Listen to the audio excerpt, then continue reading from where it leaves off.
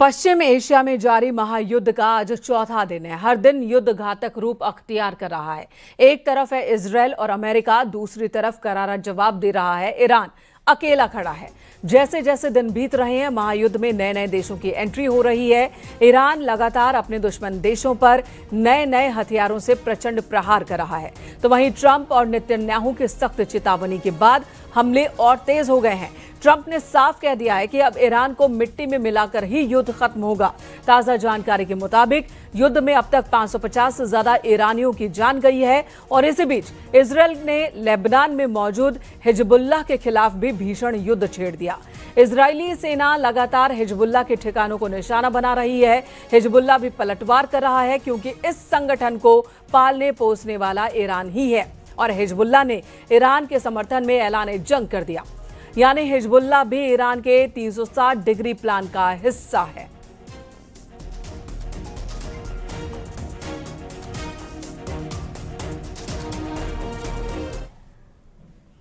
Iran की राजधानी Tehran में यूनेस्को विश्व धरोहर स्थल गोलिस्तान पैलेस हवाई हमलों में क्षतिग्रस्त हो गया। अधिकारियों के मुताबिक हमलों के दौरान मध्य तेहरान के कई हिस्से प्रभावित हुए हैं। हालांकि ऐतिहासिक परिसर को नुकसान की पूरी जानकारी अभी तक नहीं मिली है। अधिकारी अभी भी परिसर की इमारतों और कलाकृतियों पर हुए प्रभाव का आकलन कर रहे हैं। गोलिस्तान पैलेस 2013 से यूनेस्को विश्व धरोहर में शामिल है।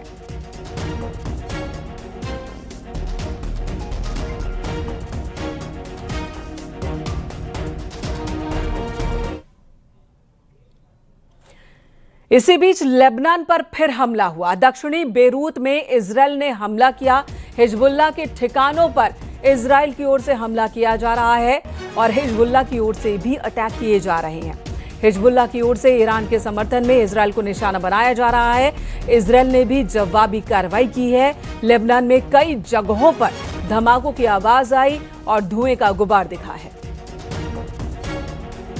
दक्षिणी बेरूत की ये तस्वीरें हम आपको दिखा रहे हैं, जहां पर इजरायल की ओर से मिसाइलें दागी गई हैं। भारी नुकसान हुआ है इस इलाके में हिजबुल्लाह को। अल्लाहु अकबर, अल्लाहु अकबर मल्ला दरबे। ईरान और इजरायल की जंग सिर्फ दो देशों तक सीमित नहीं है, इसने पूरे मिडिल ईस्ट को चपेट में लिया है। सवाल यह है कि क्या खाड़ी का ये नया फ्रंट मिडिल ईस्ट को विश्व युद्ध की दहलीज पर ले जा रहा है, क्योंकि इजरायल के हमलों के बाद ईरान में पश्चिम एशिया में अमेरिकी सैन्य ठिकानों को निशाना बनाया, हाहाकार मचा दिया ईरान ने। और इसलिए कहा जा रहा है कि ईरान ने दुश्मनों से लड़ने के लिए अलग अलग वॉर फ्रंट्स के जरिए एक 360 डिग्री प्लान तैयार कर लिया है।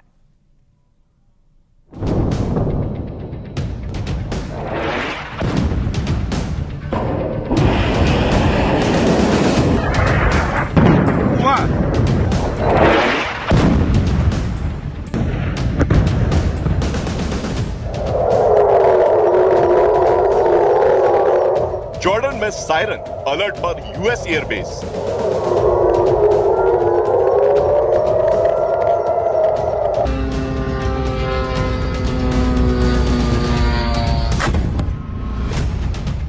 कुवैत में अमेरिकी बेस पर मिसाइल हमला।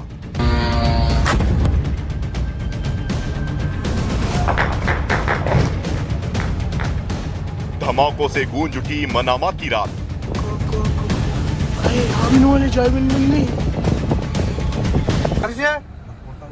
इजरायल और ईरान की जंग में मिडिल ईस्ट का नक्शा बदल रहा है। ईरान वर्सेस इजरायल की लड़ाई अब सिर्फ दो देशों तक सीमित नहीं रही। जॉर्डन, कुवैत,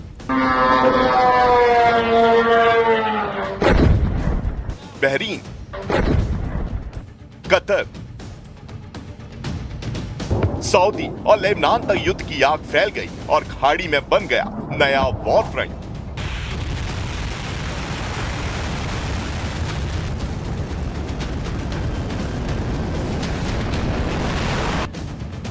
अपने सर्वोच्च नेता अयतुल्लाह अली खामनेई की मौत से भड़का ईरान अब किसी भी कीमत पर इजरायल और अमेरिका से बदला लेने पर उतारू है। ईरान की तरफ से लगातार अमेरिका और इजरायल के ठिकानों को निशाना बनाया जा रहा है।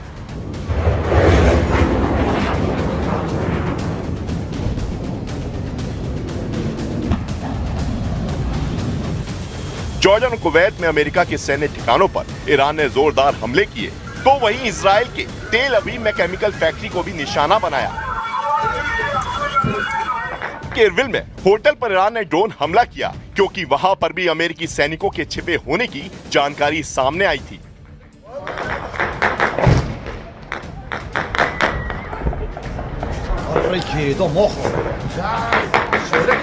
तो वहीं बहरीन में युवाओं और अल खलीफा शासन बलों के बीच झड़प की खबरें भी सामने आई। ईरान समर्थित गुटों का संदेश साफ है, अब जंग सिर्फ सीमाओं पर नहीं लड़ी जाएगी, जहां जहां अमेरिका मौजूद है उन सभी जगहों को निशाना बनाया जाएगा।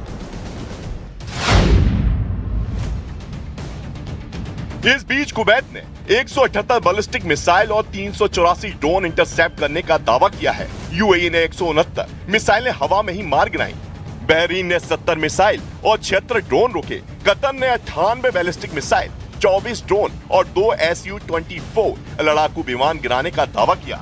ईरान जिस तेजी से अमेरिका और इजराइल के सैन्य ठिकानों को निशाना बना रहा है, अमेरिका और इजराइल ने भी ईरान को उसी अंदाज में जवाब देने की तैयारी की है। यूएस इजराइल के अटैक में तेहरान में भारी तबाही हुई है। ये तेहरान के कम्युनिकेशन सेंटर की तस्वीरें हैं, जो मलबे में तब्दील हो चुका है। यूनेस्को धरोहर गोलिस्तान पैलेस भी इजरायली हमले में क्षतिग्रस्त हो गया है, जिसको लेकर यूनेस्को ने भी चिंता जताई है। इसके अलावा एविन जेल पर भी हमला हुआ है।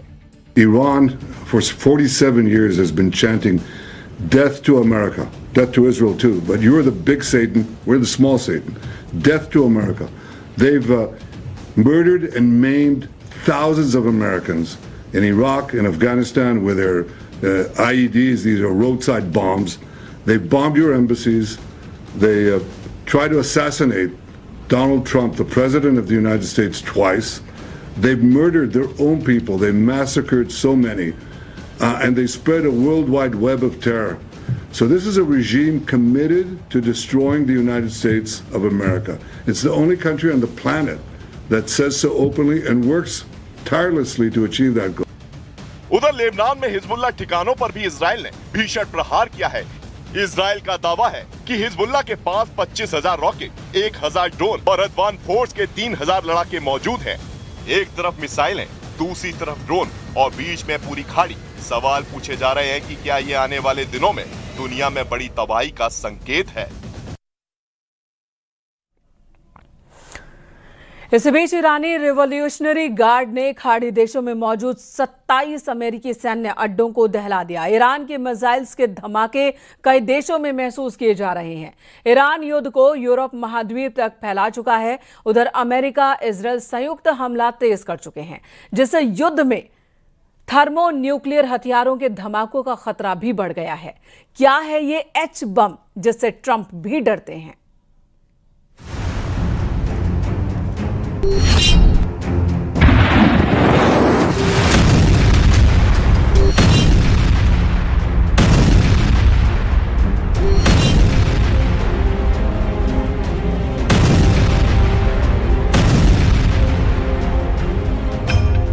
ट्रंप गरज रहे हैं।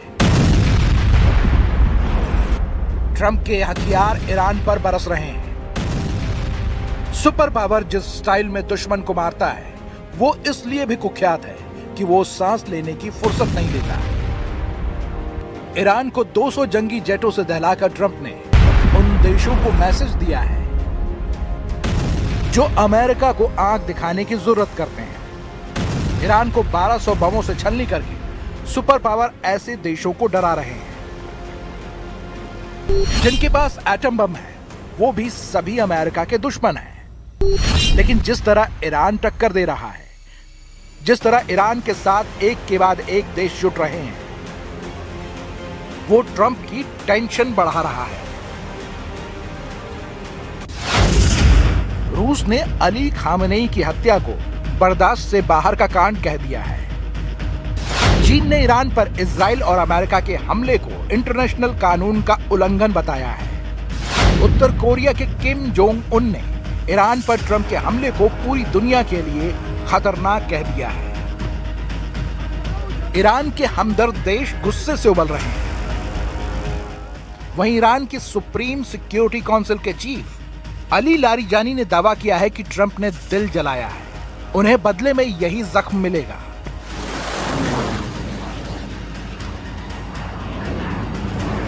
این حادثه بسیار تلخی برای ما همه ملت ایران است. یعنی آمریکا و صهیونیست‌ها با این کارشون عملاً شرایطی رو برای ایران به وجود آوردن و برای ملت ایران. ईरान की तैयारी लंबे युद्ध की है। युद्ध जितने दिन चलेगा ईरान का पलड़ा भारी पड़ता जाएगा, क्योंकि जमीनी लड़ाई शुरू हुई तो अमेरिका की पोल खुल जाएगी। अमेरिका के सैनिक को ईरान के रेवोल्यूशनरी गार्ड जमीनी लड़ाई में एक्सपोज कर देंगे। खाड़ी देशों में जब भी अमेरिका ने जमीन पर युद्ध किया है उसे भारी नुकसान झेलना पड़ा है। अफगानिस्तान और सीरिया में तो अमेरिका की करारी हार मानी जाती है, जबकि उन देशों में फाइटर ग्रुप ने सुपर पावर को पीटा। यहां तो ईरान के ऐसे जज्बाती सेना है जो अपने देश के लिए खून का कतरा कतरा कुर्बान करने के लिए तैयार है। ईरान की सेना से भी ज्यादा खूंखार उसके रेवोल्यूशनरी गार्ड हैं, जिनकी वफादारी सुप्रीम लीडर से जुड़ी रहती है। लेकिन पारंपरिक हथियारों और सैन्य बल की संख्या से इस युद्ध का रुख तय होता नहीं दिख रहा। तो क्या रूस, चीन, उत्तर कोरिया के न्यूक्लियर हथियारों से ईरान युद्ध को जीतेगा, या फिर ईरान के एटमी गोदाम में हाइड्रोजन बम बनाने की तैयारी है? अली लारिजानी किस हथियार से ट्रंप को सबसे भयानक दर्द देने का दम भर रहे हैं? موشک‌های ایران به سمت اونا شلیک شد و دردآور بود. امروز دردآورتر به سراغشون میرن. آمریکایی‌ها باید بدونن به قلب ملت ایران خنجر زدن، لذا قلبشون خنجر خواهد خورد و استقلالشون رو بدزدن. दुनिया में गिने चुने देश के पास एटम बम है, उसमें भी कुछ के पास ही हाइड्रोजन बम है। लेकिन जिसके पास भी ये थर्मल न्यूक्लियर हथियार है, वो अगर अमेरिका का दुश्मन है तो ट्रंप उससे अलर्ट है। अमेरिका के दुश्मन कहे जाने वाले जिन देशों के पास हाइड्रोजन बम है उनकी लिस्ट देख लीजिए। रूस के राष्ट्रपति पुतिन के पास सबसे ज्यादा हाइड्रोजन बम है। चीन के राष्ट्रपति शी जिनपिंग के पास थर्मो न्यूक्लियर का गोदाम है। इससे भी ज्यादा खतरनाक लीडर किम जोंग उन हैं, जिन्होंने 2017 में हाइड्रोजन बम का धमाका किया था। किम को ट्रंप बिल्कुल भी पसंद नहीं। किम अपनी मिसाइलों के धमाके से अमेरिका को वार्निंग देते रहते हैं। ऐसे में अगर किम ने ईरान की खातिर अपने हाइड्रोजन बम को फोड़ दिया तो ट्रंप की न्यूयॉर्क सिटी का क्या होगा, वो भी जान लीजिए। न्यूयॉर्क शहर पर अगर 20 मेगाटन का हाइड्रोजन बम फटा तो 8 किलोमीटर के दायरे की सभी इमारतें ढह जाएंगी। हाइड्रोजन बम फटने से 20 किलोमीटर दूर तक घर की छतें उड़ जाएंगी। एच बम के एक धमाके से 35 किलोमीटर की सीमा में आने वाले सभी घरों के शीशे चकनाचूर हो जाएंगे। हाइड्रोजन बम का एक धमाका 30 लाख शीशे बिछाने के लिए काफी है। सबसे खौफनाक बात यह है कि अमेरिका हाइड्रोजन बम से हमले का जवाब हाइड्रोजन बम से लेगा, जिसके बाद कुछ मुल्क धरती से साफ हो सकते हैं।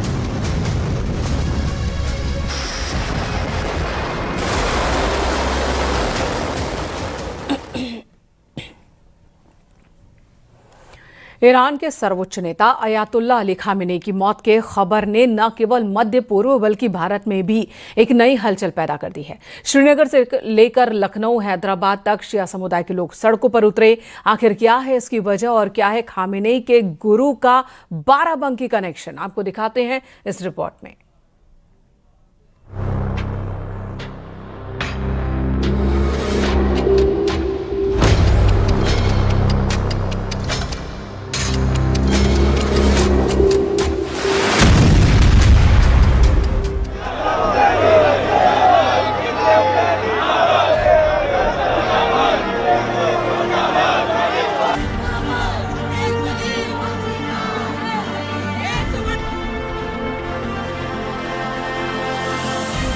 ईरान के सर्वोच्च नेता आयतुल्ला अली खामनेई की मौत की खबर ने न केवल मध्य पूर्व बल्कि भारत में भी एक नई हलचल पैदा कर दी है। श्रीनगर से लेकर लखनऊ और हैदराबाद तक शिया समुदाय के लोग सड़कों पर हैं। आज हम जानेंगे कि आखिर भारत में ये प्रदर्शन क्यों हो रहे हैं। श्रीनगर और कश्मीर घाटी, लाल चौक और बडगाम जैसे इलाकों में भारी भीड़ जुटी, जहां अमेरिका और इजराइल मुर्दाबाद के नारे लगाए गए।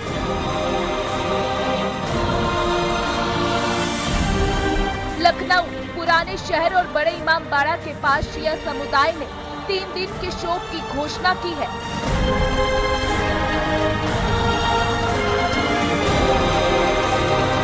देखिए, आज भी जलसे हैं और आज भी ताज़ियत है, इसाले सवाब है, फातिहा है, काले परचम लगेंगे, कारोबार बंद रहेगा। पूरी तरीके से आज आयतुल्लाह सैयद अली खामनेई साहब को कुरान पाक की तिलावत करके खिराज अकीदत पेश किया जाएगा। 3 दिन तक के बाकायदा कारोबार बंद रहेगा और कारोबार बंद रहना इसलिए ज़रूरी है क्योंकि आयतुल्लाह सैयद अली खामनेई की शहादत बहुत बड़ी शहादत है। यहाँ तो खाली 3 दिन से ज़्यादा का शोक का हम लोगों ने ऐलान भी किया है। तो 3 दिन तक के सारी दुकानें बंद रहेंगी, लोगों के घरों पर काले परचम लगेंगे, आयतुल्लाह खामनेई साहब के लिए फातिहा होगा, कुरान खानी होगी और जलसे होंगे, मजलिसें होंगी। दिल्ली में जंतर मंतर पर ऑल इंडिया शिया काउंसिल के बैनर तले विरोध प्रदर्शन हुआ। हैदराबाद, भोपाल, रांची और कर्नाटक के अलीपुर में भी जनाजे की नमाज और विरोध रैलियां निकाली गई। इसके कारण पर गौर करें तो खामनेई शिया मुसलमानों के सर्वोच्च धार्मिक और राजनीतिक मार्गदर्शक माने जाते थे। उनकी मौत को शहादत मानकर समुदाय से पूरी मुस्लिम दुनिया और अंतर्राष्ट्रीय संप्रभुता पर हमला बता रहा है।